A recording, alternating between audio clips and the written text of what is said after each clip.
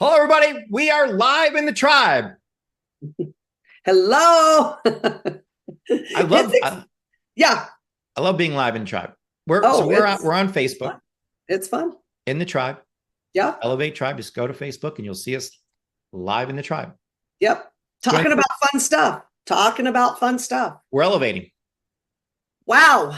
And I today guess I is a big didn't. one. We say this all the time. You're gonna say something, Yeah. Sharon? No, go ahead. We say this all the time, but today's podcast is the most important one ever. And that's because the quality of your life depends on the quality of your emotions. So Yeah. today is Yeah. what's that? I just didn't get that for the longest time. I Yeah. really didn't. I was like, what do you mean the quality of my life it has everything to do with the quality of my emotions? Like how how do my emotions have anything to do with my life? I think it would have to do with my life when I'm super happy, Right. Sure. right? It's just, we worked with so many people who are beyond wealthy, Oh, super sure. fit. They got this Yeah. going on, that going on, that going on, but they're pissed off and angry all the time. Right. Well, it's a person who we think has everything, right? Oh, they have everything. Yeah. And we've seen a lot of people who commit suicide Who have too, everything. Yeah. who have everything. Yeah. Yeah, it's fascinating to me. So I'm Yeah. excited to talk about this today, Yeah. Paul. It's such a great topic. So today is Elevate Your State Wednesday. Every Mm. Wednesday, we get together and we talk about this one extremely important topic, which is your state. And your state is made up of a combination of the emotions you're feeling and how much energy you have behind that. So it's not just, oh, I feel this way, but like how much energy do you have behind that too? So you could be, angry at a level 1. So I'm not, I'm kind of upset, or angry at a level 10. We call that a riot. Okay. That's when things are Yeah. really at a high. So everything's two things. There's an emotion and there's an energy, amount of energy behind it. So back a couple of weeks ago, we did this podcast. It was number 146. So if you didn't listen to 146, go back to that and listen to it. We talked about your emotional home. And the question we asked you is, or how do you feel most of the time? So we have a physical home that we live in. It's a state that we live, and we also have an emotional state that we live in. So Cheryl, I know you do your homework because that's just the type of person who you are. It's your Oh, identity. yeah. Absolutely. So how do you, on a scale from 1 to 10, like 10 being I am freaking perfect all the time, where did you find yourself over the past couple weeks? At an average. Well, I'll tell you, the interesting thing is becoming aware of where you are and then knowing, hey, listen, I got to get out of this place and I got to get moving up, right? I got to get moving up to the next great emotion, because I really believe, Paul, that everybody does want to be happy. I really believe that. They want to feel happy. They want to feel great and excellent and outstanding. They want to feel all of these things, but I think what happens They want to is, feel good. oh, of course. Of course they want to feel good. And and so I think it's fascinating to me that um that we can get caught in a pattern. We always talk about a pattern you can get caught in. And so certain things happen in your life. And even without you even knowing it, what I figured out is without me even knowing it, I'd be like madder than the Dickens in about a split second. And I'd be like, oh my gosh, now why am I feeling like this? Like, what happened here? And then just saying, hey, nope, I'm not going to do that, and making that decision. Now, I find it fascinating, Paul, that you decide how you feel. Because I didn't, especially at first, I really didn't like that. I'm like, no, that's not true. Well, there's a default. We all have a default that we've been kind of, Right. for whatever reason, it's kind of like been embedded in us over the years. Yeah. And in different situations too, right? So, Yeah. but I think probably about average or above average, maybe a little bit above average. That was your, so if you added all your numbers up, because you had some highs, you had some moments where you're at a 10, Oh yeah, absolutely. and then you had some lower moments. Yeah.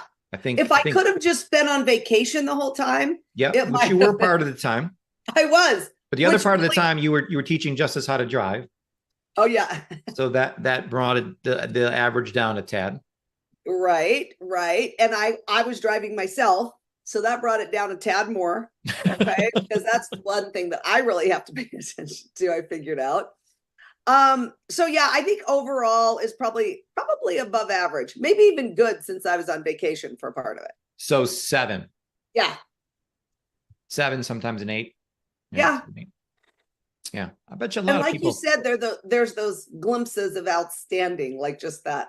Yeah. There's also a couple 2s. I got a couple text messages from your daughter in 911 messages. Yeah. Oh yeah, that's when I had to come back from vacation, Paul. So yeah. And it's interesting because once you become aware that you need to, that you have to pay attention to this and that nobody can make you feel that way. It's nobody else's fault. Yeah. You're the one who's deciding to feel a certain way. Then I think that it becomes almost like a game with yourself. Yeah. Oh, well then, and what are some of the things I can do to raise that? So that's what I'm excited to talk about too today, is just really designing instead of just, default. Yeah. Now, we talk to people, we coach people, thousands of people we coach. So we hear, different numbers from different people. Some people, of course, they find themselves at a lower number, but I would say the average is 7. I'm good. And we talk about fine, I'm fine, I'm good, so that's 7. And I kind of equate that a little bit to like the thermostat, like 72 degrees is like a good, we call that, room temperature, right. So there's a lot of people who live at 7. We don't get a lot of 8s from people. Like I was great on an average. Like right. That's that jump from 7 to 8 is a big one. And we're all about elevating, moving up a little bit to each one. And what really struck me that was a thought that I'm not living up to my potential. Like when I say that I'm living at a 7, that I'm playing, at the 70% version of myself. And that makes me feel bad. Like right. I gotta bump that up. I don't want to be at 70%. I want to be at, the 80, 90, 100% of my potential. Mm-hmm. So we talked about that. And so hopefully everybody, so if you missed that, if you didn't do that, please go back to that recording. We've actually put a link to the journal in this one as well, because you actually write down your scores, morning, afternoon, and evening, and kind of average them all together to try to find out. And this, I love this exercise. It really, there was some things I learned about myself. There's some triggers that happened that brought me down. And I think you were trying to say, Cheryl, and correct me if I'm wrong, that one of the things that you've gotten better at, that I've noticed over the years, is that yes, you may have gone down, but your awareness now is so high that if I go down, I can get back up super fast. Yeah. I think you have to be able to do that. Yeah. Some people, something happens and then it's 4 days of pissed off and angry, instead of 4 hours or 4 minutes, Of ice cream and on the couch and Netflix shows. Okay.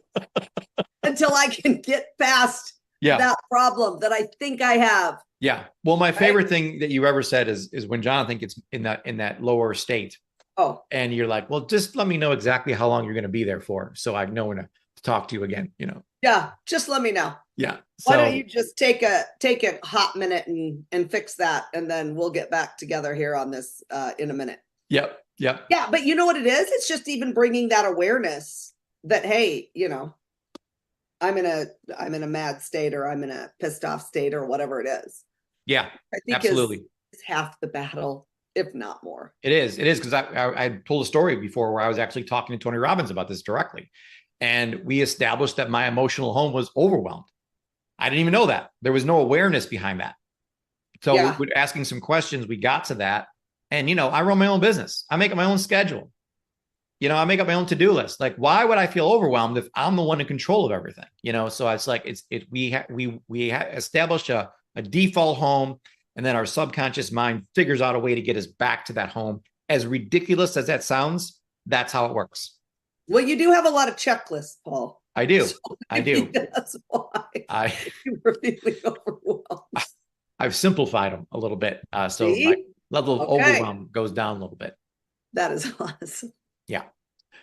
All right. So the main point we want to drive home today on today's podcast is that so the question is, do you want to live life by default or by design? So all along, you've been living by default. There's a default emotion that you are going to. There's a default home that you are going to emotionally.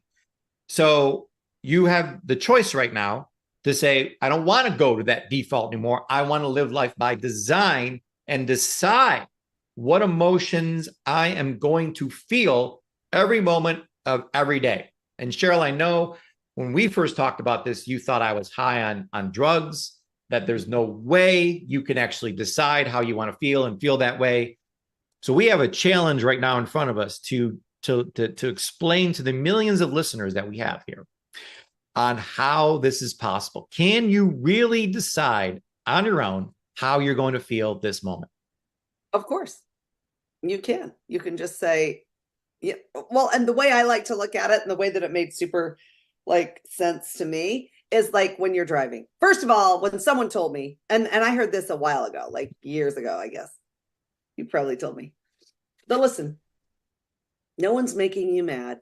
You're choosing to be mad. I said, okay, you're really up in the night. You have no. I'm pretty sure me saying that got you real heated. Yeah, yeah. Mine went from from a high, grateful, good attitude to super angry. Yeah. Like, oh, that's not true. No, sir, that's not true. But then I decided, okay, well, let's take driving for a second, because I really do get a little hot when I'm driving behind someone that's going 15 miles under the speed limit. And I live on a lot of one-way, like or two-way roads, so you cannot pass them on a double line. Okay. Yeah. My guess is that they're really not going 15 miles an hour. Yes, they're either going the speed limit or only 5 miles an hour over. You're lowering my score because you're telling me they're really not going. No, they are. I swear. You follow grammar wherever you go? I mean, no, I swear. I don't know. I'm probably putting it out there. I probably shouldn't do that. There's another thing I'm not doing right. No, but here's the whole thing. I decided that I was just going to, if that happened and if I got in that situation, I was just going to be aware that I get super mad. And my kids, right? So they're starting to drive too, and they know. And so I'm like, I'm going to realize it. And then I'm just going to be happy. And I'm just not going to worry about, because, I'm like, okay, they're going 15 miles an hour under. And I'm like, oh, I think that in this one situation, it is okay to pass them on a double yellow line. I'm pretty sure that that's okay. Right. So all of these weird thoughts and feelings, and you guys pay attention to this because it'll start happening when you're angry and pissed off, like all sorts of things. Oh, well, no, that's against the law. But at this one time, you can cross the yellow line to get around this car because obviously there's something wrong with their car. And you need to get, I'm pretty sure that was in driver's ed. They said that. Oh, well, it's only a double line if everyone's going the speed limit. They did say that. Thank you. And that is probably what I'm going to need to say to the nice officer who pulls me over as I'm doing that. Oh my gosh. Okay. So I just decided that what I'm going to do is I'm just going to take a minute, right? I need to do a couple of things, like have a deep breath and and then like be grateful. Like the way I did it is I would just be grateful, like, roll down the window. Spring is here. Look at the beautiful trees. Just change it up a little bit. And oh my gosh, the difference in the way that I felt was really incredible, really unbelievable, actually, because I didn't get all mad for a split second. But then I'm like, oh no, I'm not going to do that. And then, right. And then I was able to like stay where I was in that great state of, of like joy and gratefulness and just being. And I think using gratefulness or what you're grateful for in any situation really helps a lot too. So it was crazy. And by the way, the person in front of me was not making me mad. I choose to be mad at that situation. Absolutely. Absolutely. So my mindset is always, and this has been like a fire and wire type of thing. So Joe Dispenza talks about firing and wiring. So for years and years and years, I fire and wire, love, joy, peace, love, joy, peace. That's what I am. If you squeeze an orange, you get orange juice. So when you squeeze me, that's what you get. You get love, joy, and peace. I have this visualization in my mind that's what happens. And I've been able to manifest this. And I really think on the next podcast show, what we're going to do, so we're going to bring your two children, Justice and Angelica, on this here, and just there's two stories, one driving with you and one driving with me, and have them describe the difference between the emotional home that we live at. Well, listen, I've just barely started doing this. So yeah, there's a long history of what's been happening. Yeah. Yikes. Yeah. But just realizing it and becoming aware, I think, is half the battle for me. Yeah. Now so just so we're clear on this, the negative emotions out there are easy. They naturally come to us. The good ones you have to work at. So this is going to require work. We're not saying this is going to be easy, but it can be done. I promise you, I've done it, and I've done the work, and I've been able to not only establish my home as love, joy, and peace, but also I've asked myself the question, is anything worth giving up that home for? Like, is this jerk in front of me worth me giving that up? Like, that's so important to me. It's like the number one thing to me. Why would I give that up? So the way I look at it, it helps me stay there. And I don't want to give that up. And I think what I told you, Paul, is yeah. Like there has to be some kind of other thing that's happening when I get mad. Like that feels good to me, right? Because I've fired and wired that. Yep. So when I get mad, then I feel, oh, I'm justified. Oh, you better believe. Of course I'm justified. They're going 15 miles under the speed limit. Of course I'm justified. Why wouldn't I be justified? Right. And so that's definitely a fire and wire right there. So you guys have to be aware that it can be done. But like Paul said, it's not easy. But again, once you realize it, then you can just be like, oh, and you can stop it. And then you can decide beforehand, which really helped me, what I'm going to do in that specific situation. Yes, absolutely. So we have to understand that the emotions that we're feeling is really the fuel that drives your life. So what is driving you? And a lot of people will actually, and Cheryl, we talked about this before we even shot this podcast, was that, listen, Paul, anger really has fueled me my whole life. I was angry and you know, I was living in these lower vibrations. So I'm a pretty successful woman, you know, and I agree that in the book, Power versus Force works to a certain degree. It will get you pretty far. It can get you pretty far in life. But what the message is here is that, what if we use power? What if we use these emotions of passion and love? Like we were talking about Elon Musk, just loves what he does. He doesn't, you know, you go back to the great, super successful people in the world, athletes or business people or whatever, they love what they do. They're leading, their emotions love. They're not pissed off and angry all the time. And that's why they're successful.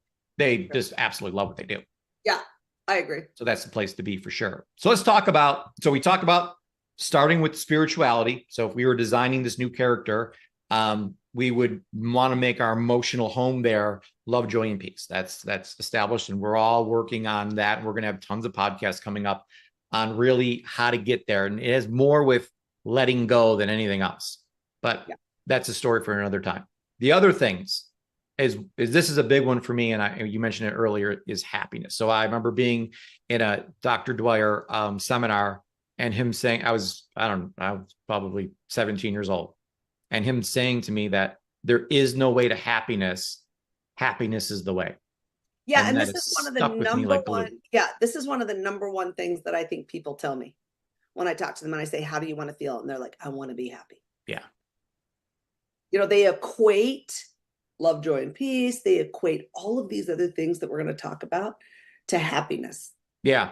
And we had this discussion last week about, I love the word happy because it makes me feel like, so before my word was excited, but excited means I'm excited about something coming. Yep. Happy means, to me anyways, the way my mind interprets it, is that right now, at this present moment, I'm happy, which honestly has not been a place I've been at a lot in my life. It's always been about thinking about the future. How can I get better? And because I'm Elevate, right? Now, this is who I am. But there has to be that I'm happy now, or logic would say, Paul, you'll never be happy then, because you're always going to want to elevate no matter where you're at. And you just can't live like that. You have to establish that it's okay to be happy now, but still want to elevate. Right. Yeah, I agree. I absolutely agree. And I think to be able to come to the realization that being happy has to happen right now, instead of, oh, I'm going to be happy when this happens. Yeah. I'm going to be happy when that happens. Yeah. I'm going to be happy when, when I get this done. When the kids get their driver's license. Yeah. Yeah, whatever it is. And I think a great way to do that is the next one, which is being grateful, Yeah. and really understanding and keeping a gratitude journal, and making sure that you are realizing every single day things that you are grateful for. Yeah. If we give one tip to people, it's gratitude journal. Yep. I love writing down my 3 wins for today too. I'm always firing and wiring what's going good. What are the celebrations? When we work with the coaches, whoever we're working with, clients, we're always asking, first thing we do, what are your celebrations? We go to that first because we want to train the brain to look for what's going good. It's easy to look. It's easy to look for what's going bad. Yeah. Like we can sit here all day with that, but so it's super, super important to put that and lead with that. Yeah. Talk to us about hunger, Cheryl. I know this is a big, big word that it's a feeling you gotta have. I know. And you and I were talking about this earlier, and so we were talking about, are you born with hunger, or can we help coach you to feel hunger? Right? What is and I don't know, maybe it's a little bit of both, right? I mean, I was born hungry to succeed. I mean, I did not care how I was going to do it. I didn't know how I was going to do it. I didn't, I grew up on a farm. I didn't know, but I knew that I wanted more. Right. And so, and then, so there's all of these things that we do, Paul, and I love that you talk about you eating a steak.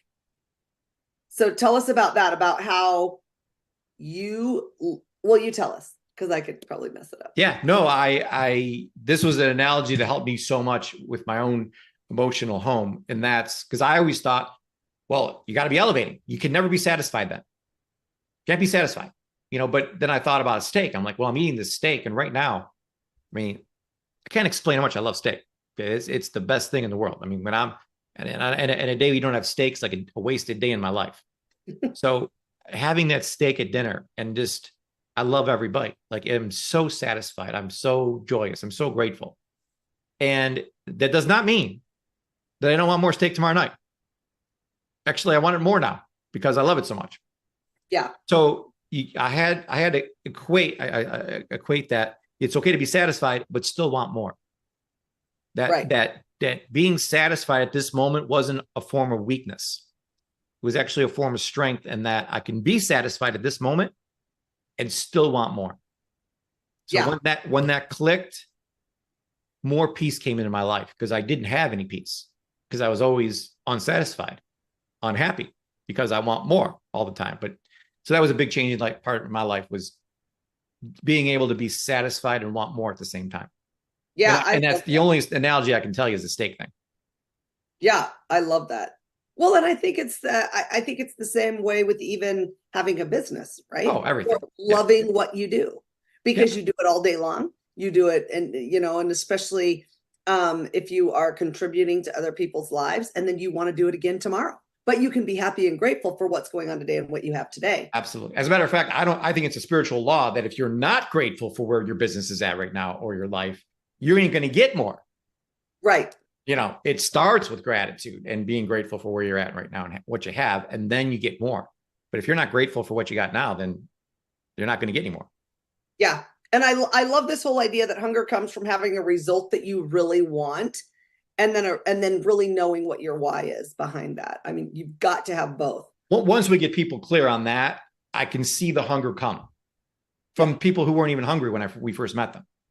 Right. So I do believe we can work with people, and we have worked with people. We have, as a matter of fact, we talked about, 10 or 12 different scenarios right at the top of our heads where that person was not hungry. And then all of a sudden we got them kind of like a good result that they want, or some whys, or really feel like they're living on purpose. Like we figured out what their purpose was, and then they took off like a rocket ship and they were super hungry.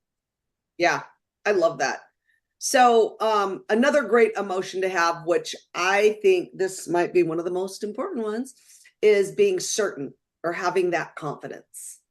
And I think just in life in general, being certain about who you are, about what you're doing, about the path that you're traveling, all of those things, I really believe being certain about each of those and certain a lot about yourself. I always suffered from very low self-esteem in my younger years. And I really do believe that having that certainty and that confidence is literally the difference between success and failure. Yeah, it is. It absolutely is. And this was one I struggled with for a long time too, because I thought confidence came from, well, I got to do it for a while. Like I never built a business, so why should I be confident about that?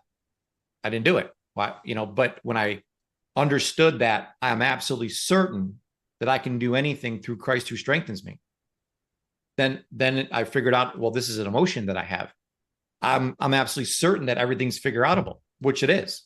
So even if I'm walking into a situation that I have no idea how to get that result or do, I'm walking in certain. And I know your son and some other people have noticed that about me, that this guy, doesn't matter what the situation is, he's certain.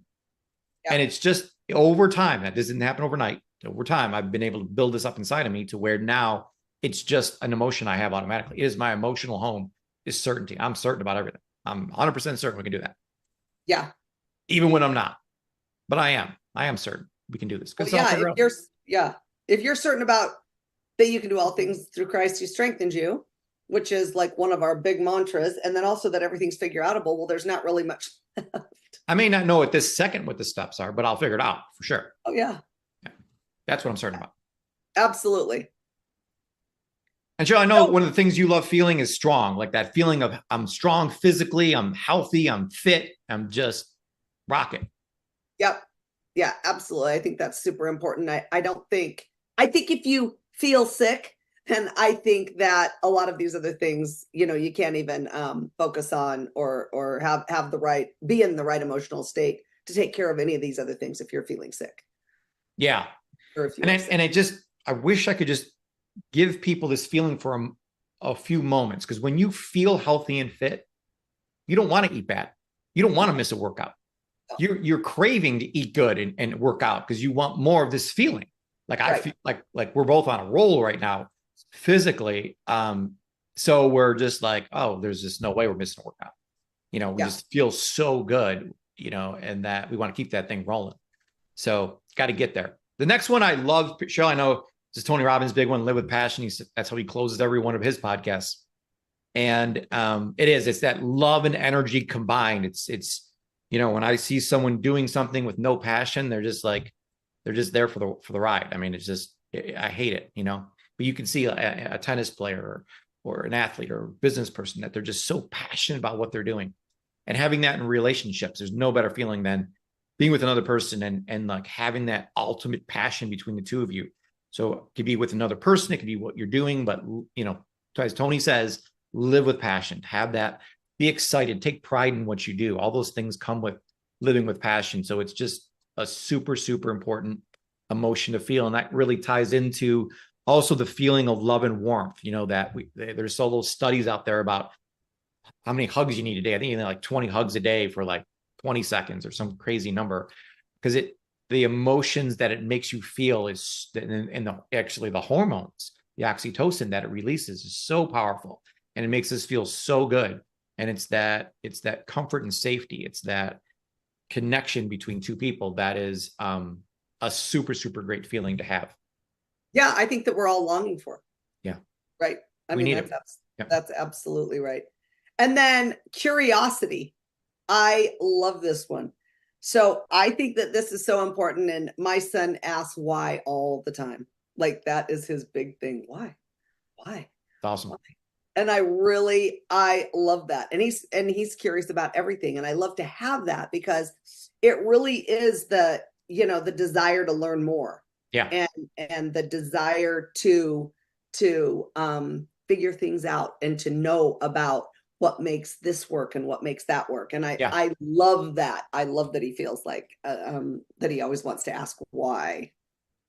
Yeah, this is one maybe where like you are more born with this than not. I don't know why me and Justice are so born with it. Angelica is too.